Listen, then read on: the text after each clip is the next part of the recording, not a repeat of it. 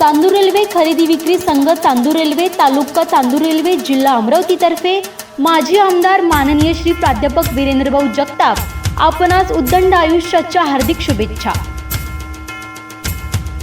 शुभेच्छुक बाळासाहेब ठाकरे अध्यक्ष, पवनभाऊ चौधरी उपाध्यक्ष,